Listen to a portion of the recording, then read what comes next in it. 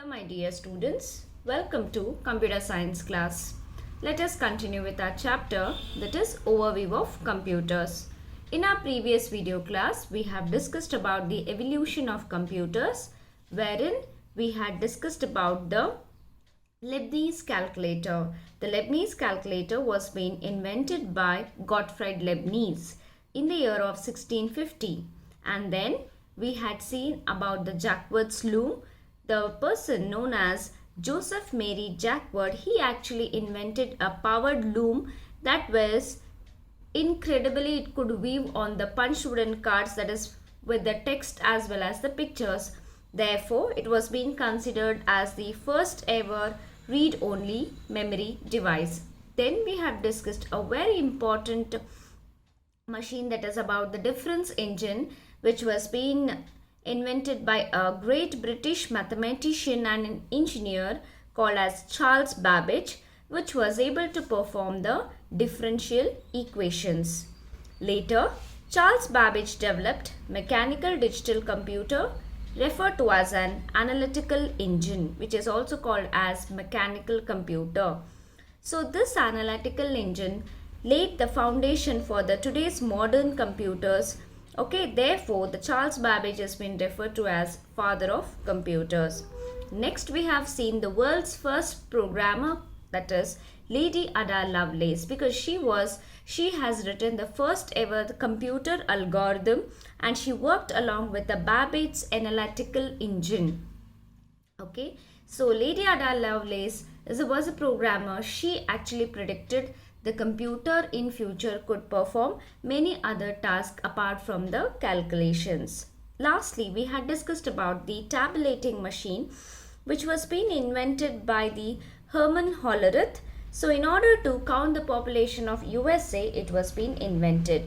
So herein, in the tabulating machine, they were using the punched wooden cards. So this machine was able to read the information and process the data electronically. Later, this punched wooden cards was being brought into the business world by laying the foundation for the company known as Tabulating Machine Company, which later became the IBM, that is International Business Machine. Next, students, we had started with the generations of computer, which was very important from your exam point of view. Therein, we have discussed about the first generation computers. So which are the first three examples of the first generation computer is ENIAC. So ENIAC stands here Electrical Numerical Integrator and Computer, which was being developed by John W. Mauchly and J. Presper Eckert. Since because of certain drawbacks of ENIAC, then there was a development of another giant computer known as EDVAC, wherein the main idea here was to store the memory within the computer system, and the idea was being given by John von Neumann. He was a great mathematician. He suggested that the data has to be stored within the computer itself. Based upon this idea, the John Mauchly and J. Presper Eckert actually they designed the EDVAC as well. Okay, so it stands for Electronic Discrete Variable Automatic Computer. And then came the first ever commercial computer system was being developed in the United States by Remington Rand, known as UNIVAC. This is Universal Automatic Computer. So these are the three examples of first generation computer, and all the three were using the main electronic component as vacuum tubes. So during the year of 1940 to 1956, these first generations computer had come into existence. So within this year only, initially a person called as an Howard H. Aiken, okay, he developed an electronic calculator for the US Navy and referred it as Mark I. Alright, then we have seen the features of ENIAC computers, features of EDVAC, and then we have seen the overall features of the first generation computer. Next, we have discussed about the second generation computer system, which had come into existence in the year of 1956 to 1963, and the main electronic component here we were using was the transistor. Because of the usage of transistors, the size of the size of the second generation were comparatively was quite less than comparatively to the first generation computer.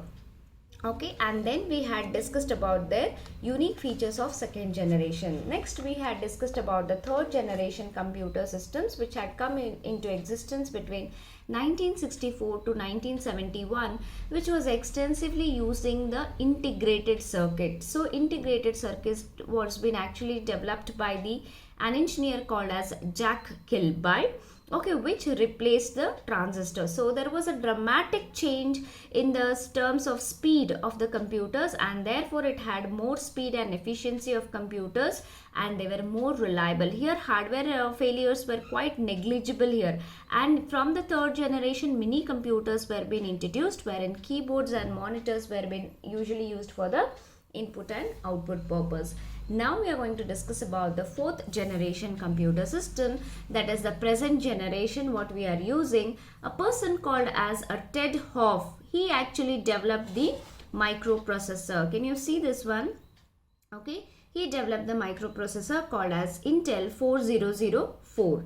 IBM was the first company which had actually developed this personal computer system in the year of 1981. So computers of the fourth generation were again much faster, smaller and ever less expensive than the third generation computer system. So in this fourth generation they were more powerful. They could able to link together to form a networks. That means the computers were able to form the network together, so which they are being interlinked with each other. Okay, they are being interconnected with each other because they were able to communicate with each other. They were able to share the information that led to the development of the internet. So let us see the different features of the fourth generation computers. So herein thousands of ICs were actually built onto a single silicon chip. This microprocessor what you are seeing, so this is being developed by integrating the thousands of ICs onto the silicon chips, and microprocessors and personal computers were being introduced in the fourth generation computer system. So herein we were using the chips for the memory. Okay, we were using, like previously we were using the magnetic hard drives, right? Okay, and previous again to that we were using the mercury DLE lines, but from the fourth generation to, in order to store the memory, we were started using the memory chips. This is actually one of the slot. This is a RAM slot. Okay, so next the because of using of all these chips and all, the cost was very much reduced and the computer systems were portable. Okay, so the hardware failures were very much negligible and the systems were user friendly because they were based upon the GUI, that is graphical user interface, wherein the common users were also able to operate the computer system just based upon the icons. Okay, then keyboards and mouse were being used for the input, okay, and monitors and printers were being used for the output purpose. So these are the few of the features of the fourth generation computers. Now let us move on to the next generation, that is the fifth generation. This would be the present and beyond. So herein it is extensively, will be using the artificial intelligence. So we know that first generation was using vacuum tube, second was using transistor, third was using IC, fourth was using microprocessor. Maybe in the fifth generation, which is currently they are implementing the fifth generation, and it might be beyond. Okay, that may be in the future. We may start the fifth generation computers may start using the artificial intelligence. If artificial intelligence, if it is being used, then obviously we are making the computers to think and to learn, because we know that computers cannot perform any task by its own until and unless we give the instructions to them. As per the instructions given to them, the computers will start functioning.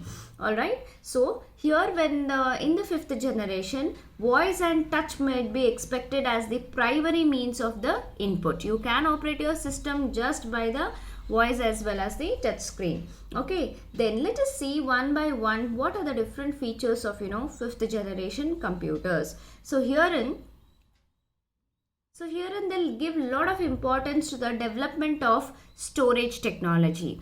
Now also we have the computer system with the storage, but comparatively to the fourth generation computer systems, we may have more, storage capacity within the computer itself. And then there will be a development of supercomputers. Supercomputers are the most fastest computers and the biggest in size and the most expensive, whereas the supercomputers can execute or they can process the trillions of instructions in 1 second. So therefore, there will be a lot of importance given to the development of the supercomputers in the 5th generation and advancing in networking technology. That means we may get into the 5G networks. Right now we are currently into the 4G and slowly we are migrating towards the 5G. By the time of 5th generation computers, we may get into the 5G as well. Then herein the systems would be more reliable, faster and more cheaper. And concept of parallel processing in the computer would be, that means it will be helping you to have the multi-processing.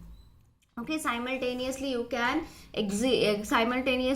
run the more number of applications. Okay, that would be parallel processing would be, they'll give more importance. And there will be a development of robotics. So all these are the features of the 5th generation computer system. I hope students the concept is clear.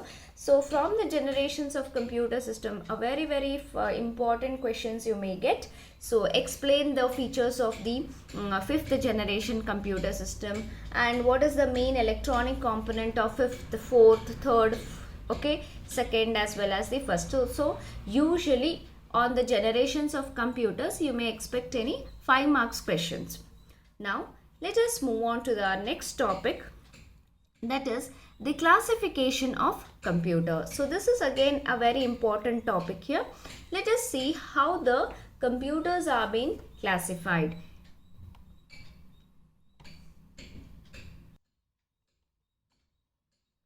Look at this diagram. This gives you the clear picture of what will be the classification of computers. See here, the computers are mainly classified based upon its construction and working. That means you can also refer as the computers are being initially classified based upon the principles of operations. So what you can see here, initially the computers are classified as analog, digital and hybrid. So this classification has been based upon the principles of operation, or we can even say this classification is based upon the construction and working. I hope you are understanding.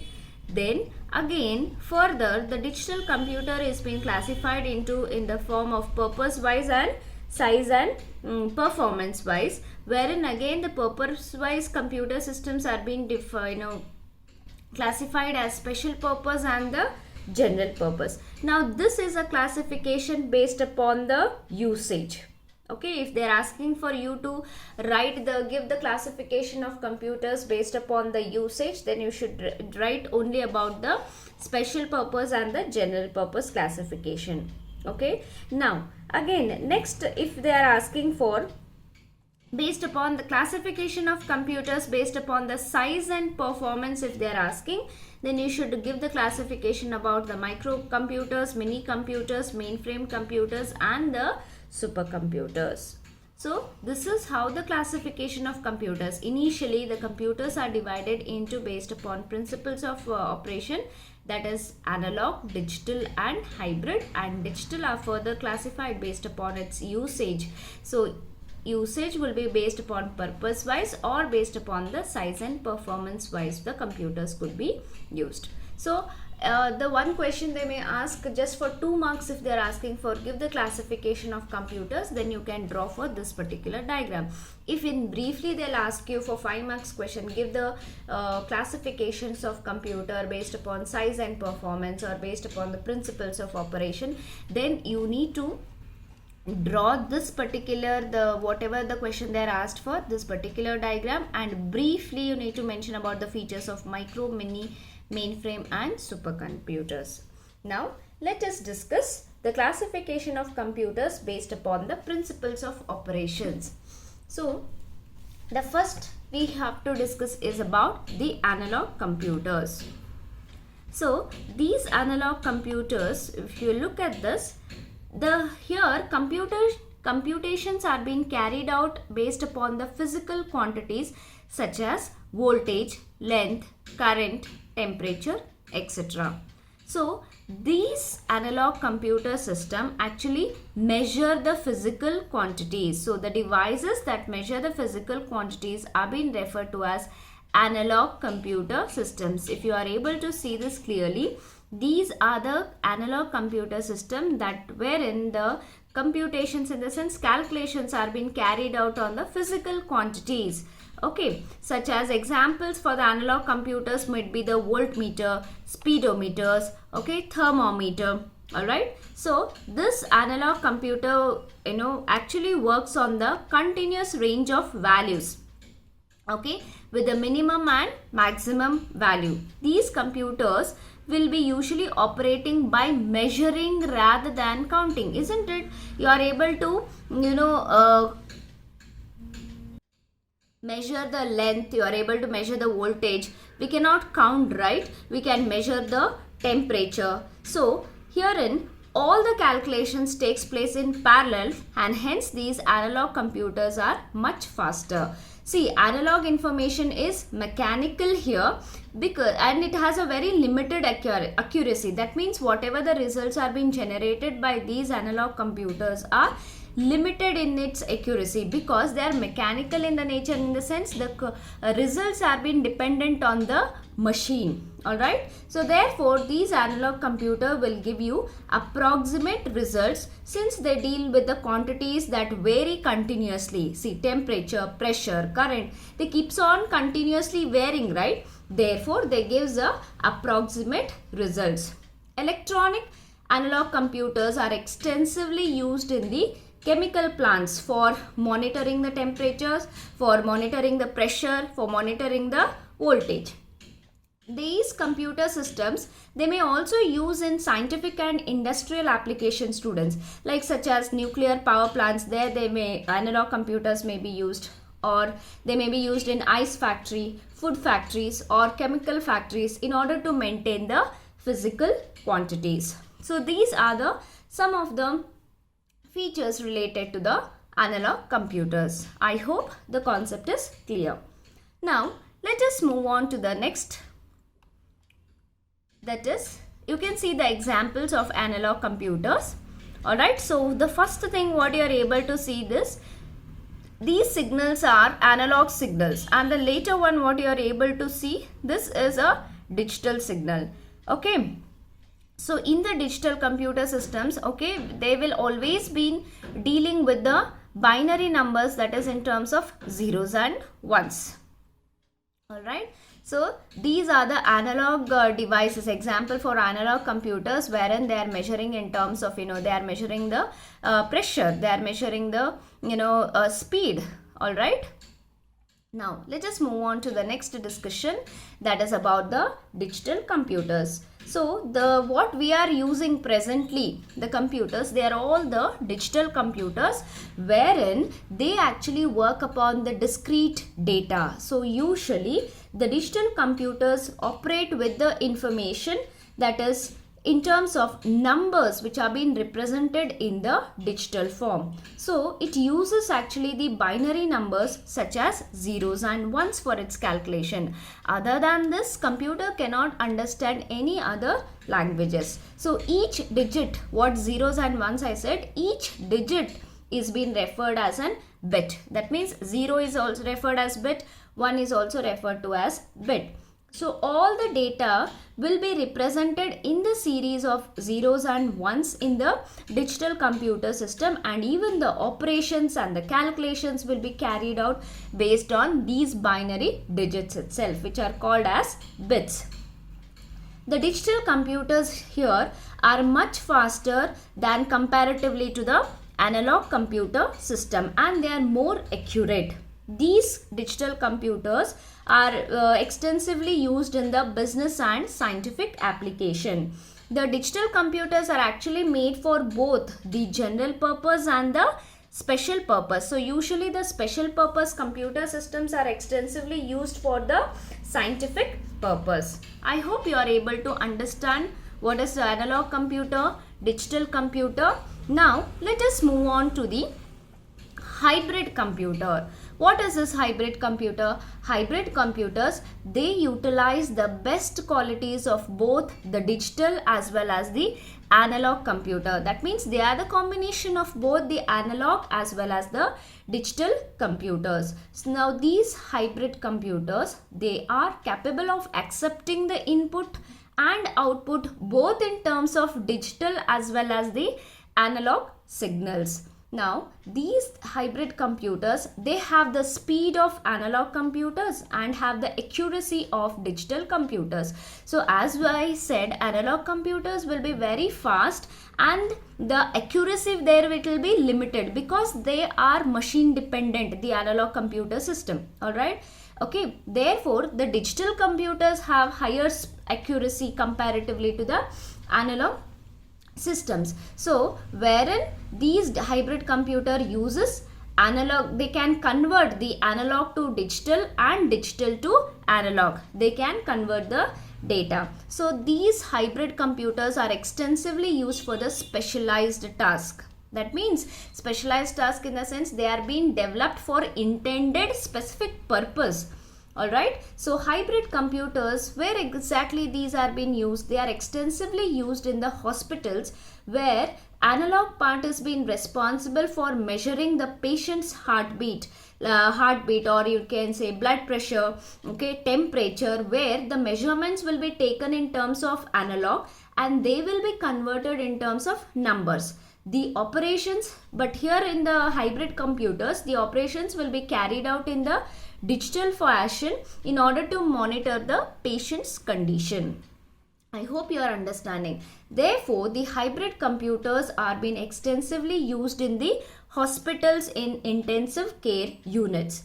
And then the modern computer systems, okay, they are being extensively used in the petrol pumps, okay, in the digital watch, okay, electronic weighing machine, okay, and digital speedometer. So these are the few examples of modern computer system wherein the hybrid computers are being used. I hope the classification based upon the principles of operations are clear. Now let us move on to the classification of digital computer. As I have shown in this particular diagram, the digital computers are further being classified based upon its usage, that is the purpose wise and the size and performance. Now let us discuss the further classification of digital computers, like what are the special purpose and the general purpose computers are and for what they are being used. So we shall discuss. So the digital computers are being classified in two ways, purpose wise and size and performance, wherein they can even call as, explain the classification of computer based upon the configuration. If they ask, you have to write all the about size and performance, that is mini, micro, super and mainframe computers. Okay, now let us discuss what is this special purpose computers and the general purpose computers. So the special purpose computers, they are being designed for the specific task where they can solve only one problem at a one time. That means only for one intended purpose the computer systems are being developed. So they will work only that one intended purpose. Apart from that, they will not perform any other task. Therefore, these special purpose computers are being dedicated for the single task. Alright, where this type of special purpose computers work efficiently, but they are not versatile. They are not versatile in the sense they cannot do the multitasking, neither they will be developed for that. They will be developed only for the one single purpose. Now what is the example for the special purpose computers? You can say as blood pressure monitoring system. So this blood pressure monitoring system, its job is to only to monitor the BP of the patient, that is blood pressure of the patients. Other than that, it cannot perform any other task. This is one example. Second one is the navigation system in the aircraft. Okay, that navigation system will have to provide only, it will provide only the navigation map. Apart from that, it will not perform any other task. Other examples, you can have the weather forecasting. control machines, graphic intentions, graphics intense video games. All these are the some of the examples of the special purpose computers wherein they are being designed only for the specific task. Then what is general purpose computer system then? General purpose computers, these computers are being designed to work on different types of application, students. Okay, so here the programs are not permanently stored, whereas in special purpose the programs are already been predefined. The programs are permanently stored. Based upon those programs only they will perform the task. But here in case of general purpose, the programs are not permanently stored, but they will become as an input at the time of execution. In the sense what, you can program it in a different ways to perform the different task. Okay, therefore the general purpose computers are versatile in nature. That means they can perform any task at any given point of a time. Now therefore, what are the different examples you can say that the general purpose computers can perform? They can handle the different kinds of applications like MS Office Suite, MS Word application, Excel, PowerPoint, Photoshop, VLC media player. So all these are the different applications could be present in the general purpose computers. So as and when you require, if you want to have a presentation, go for the PowerPoint application. If you want to edit a photo, go for the Photoshop. If you want to play the song, you can go for the application of VLC media player, where it will play for you audio as video. So isn't it your computer system is performing the different tasks? Therefore general purpose computers will work on different types of application, and hence they are versatile. I hope this classification is clear. So further classification that is based upon the size and performance we shall discuss in our next video class. For the today we have completed with the generations of computer, and we have started with the classification of computers till the purpose wise we have completed. Thank you students. Take care.